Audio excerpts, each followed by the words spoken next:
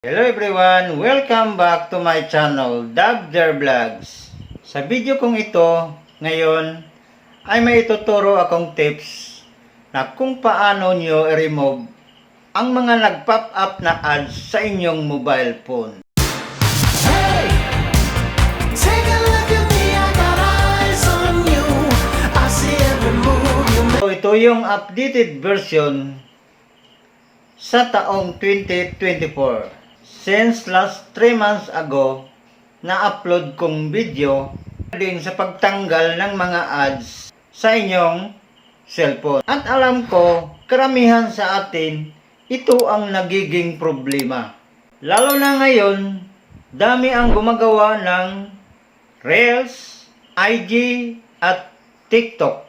Sa inyong home screen, ay bigla na lang lumalabas ang mga ads. Naglalaro kayo ng mga games, ay bigla na lang ding lumalabas ang mga ads at nag-a-appear din sa inyong home screen. At nasa Google Chrome ka, akala mo na virus na ang inyong phone. Di mo pala alam na tad-tad ng pop-up ads ang inyong mobile phone. Dahil sa mobile settings na hindi mo alam na naka-turn on pala ito. Kaya yon ang isang dahilan sa mga problema ng karamihan. Kung interesado kang malaman, tara na, samahan mo ako at ituturo ko sa inyo ang solusyon para matanggal na ang problema at sakit sa ulo mo. Start na tayo. So dito tayo magsimula sa pag-aayos sa ating Google Chrome. Ang una natin gawin ay itap natin ang Google Chrome apps. At pagkatapos, nakita nyo sa taas, yung tatlong dot na itap natin ito. At pagkatapos natap natin ang tatlong dot, ay puntahan naman natin ang settings. At itap natin ito. At pagkatapos na tap natin ang settings, scroll tayo pataas at hanapin natin ang site settings. At itap natin ito. At pagkatapos na hanap natin ang site settings, ang sunod natin gagawin ay hanapin din natin ang notification.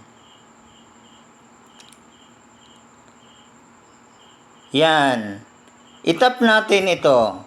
At pagkatapos, natap na natin ang notification. So, ang sunod natin gagawin, siguraduhin natin yung notification na naka-turn off.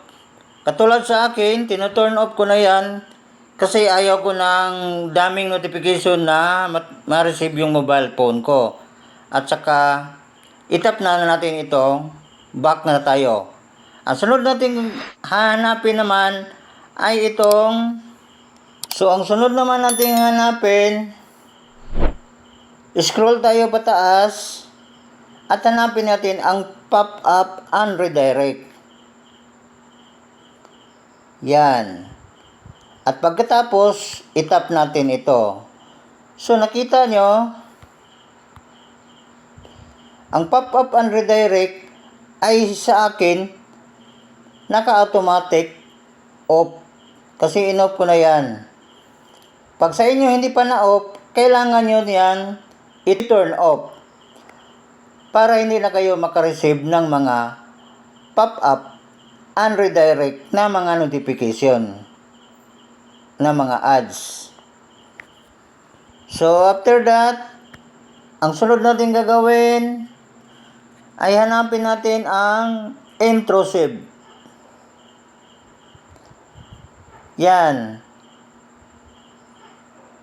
Intrusive ads. Itap natin ito.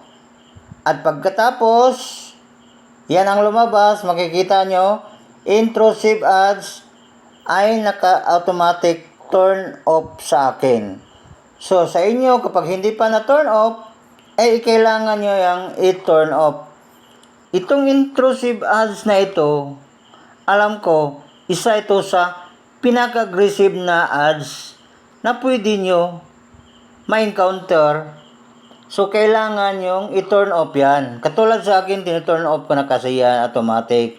So, ngayon, tapos na tayo sa Google Chrome. Ang sunod naman natin, i-set up yun, yung mga ads na bigla ang nalang lalabas na nasa home screen tayo. Or, minsan, nagbo-browse ka, or ng ibang website, ay bigla ang lalabas yung mga ads. So, first nating puntahan ay itap natin ang settings.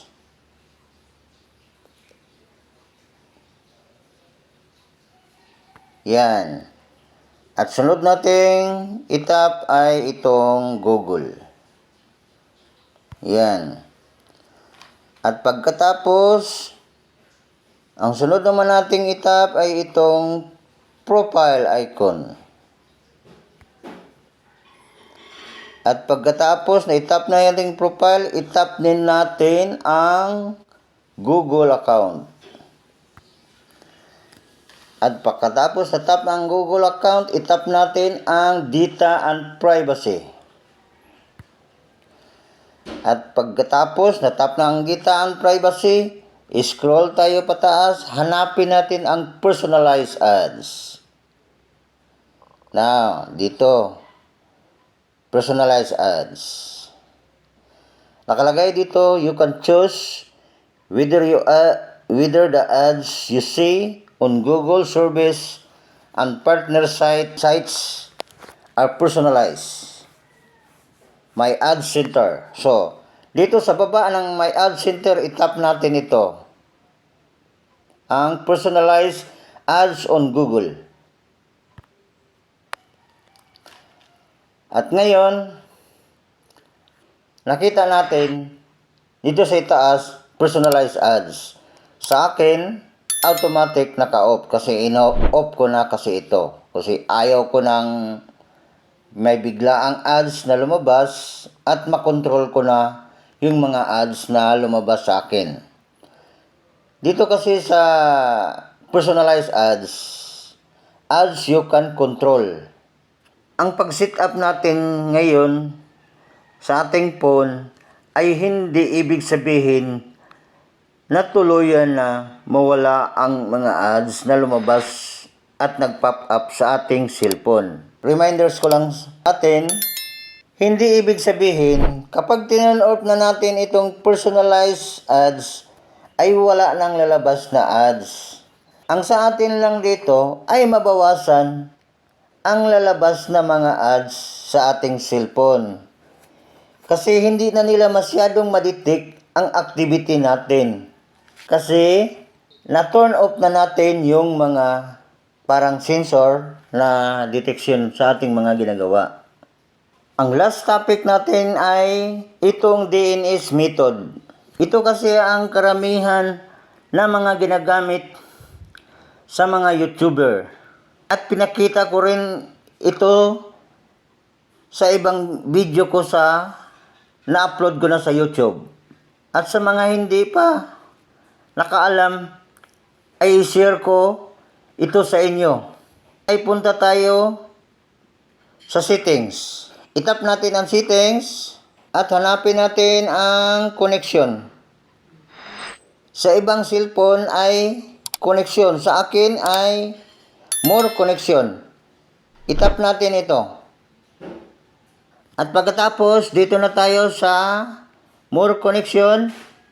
At hanapin natin ang private DNS. Ang gawin natin ay i-click natin ito. Kailangan nyo itong i-set up sa inyong cellphone. Ang sa akin, private DNS provider hostname. So, sa baba nakalagay dns.adguard.com. Yun ang ilagay nyo sa inyong cellphone para mabawasan yung lalabas na mga ads sa inyong cellphone. Yan lang ang i-share ko sa inyo. Thank you for watching. Kung nagustuhan mo naman ang video kong ito mula sa simula hanggang dulo, please pa-support naman sa aking YouTube channel, Tab Jar Vlogs. an FB account, Junior Silo Bukag. At isama mo na rin ang bell button para updated ka sa aking mga bagong upload na video na tulad nito. At kung may mga suggestion, comments, and question, please write in the comment section dyan sa baba. Para kapag nabasa ko ito ay masagot ko kaagad at magawa natin ng video ayon sa inyong question.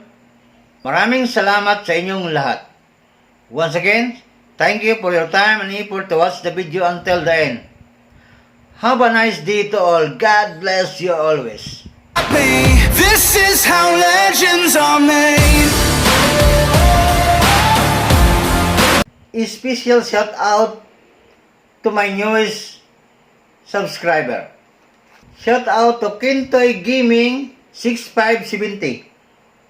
Shout out to Kintoy Gaming 6596. Shout out to Juan. Shout out to Berhelia Bukag. Shout out to City96. Shout out to Camille 7650. Sa mga gustong magpa-shout out, ay mag-comments lang kayo dyan sa comment section para ma-shout out ko kayo sa sunod na mga upload kong video. Shout out sa lahat ng mga supporters ko and shout out sa mga buzzers ko. Salamat sa inyong lahat. God bless you always.